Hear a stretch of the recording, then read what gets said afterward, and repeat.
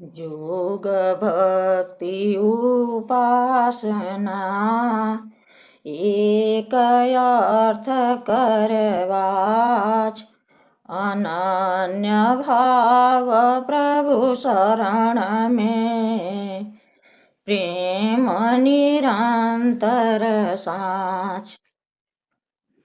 आज मैं दूसरी भूमि के विषय में बताने जा रही हूँ। दूसरी भूमि, प्रथम भूमि और दूसरी भूमि में बता चुकी हूँ। आज मैं तीसरी भूमि के विषय में बताने जा रही हूँ। द्वितीय भूमि के साधना के आगे योग की तृतीय भूमि की साधना होती है।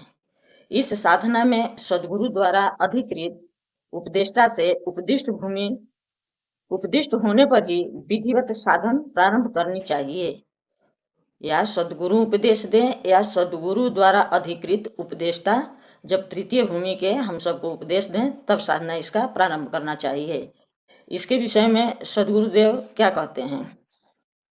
दशम द्वार बर गुप्त है, मधुमत भेद विलास, बिन सद्गुरु गम ना मिले, अनुभव अधर प्रकाश। यानी शरीरस्थ यह जो श्रेष्ठ 10वां द्वार गुप्त है, इस द्वार के खुले बिना अक्षर मंडल का चेतन प्रकाश प्राप्त नहीं हो सकता। जब तक अक्षर का प्रकाश हमें प्राप्त नहीं होगा तब तक शरीर के अंदर का कोई तत्व तो हम नहीं देख सकते हैं, न शरीर के बाहर हम साधन अभ्यास कर सकते हैं। इस मानव शरीर में संसार के कार्यों के करने के लिए 9 द्वार सर्वविदित है। सब कोई जानता है कि शरीर में 9 द्वार है, उसी से संसार के सभी कर्म हम सभी करते हैं। मगर इसी शरीर में ब्रह्मांड के शीर्ष भाग में एक स्थान विशेष है, जहां से सर्वप्रथम आत्मा का इस शरीर में प्रवेश होता है और फिर यह द्वार बंद हो जाता है। जब आत्मा इसमें प्रवेश कर जाता है उसके बाद यह द्वार अपने आप बंद हो जाता है।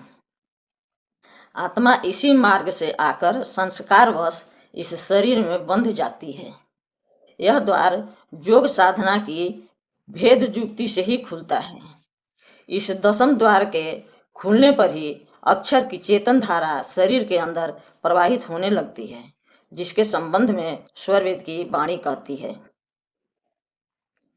सुषुमनय धार धार परवाह, लीनय वर गति अथाह,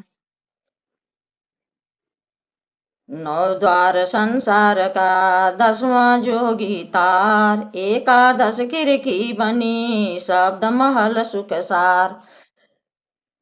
यह जो तीसरा भूमि का साधना है,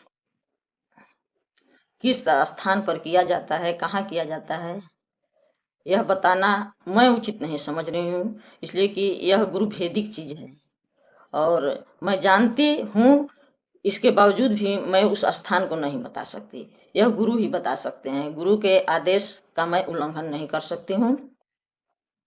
लेकिन तीसरा भूमि का साधन ही है जो इसके पूर्ण होने के बाद जीव को प्रकृति से अलग कर देता है। जीव प्रकृति के परे हो जाता है।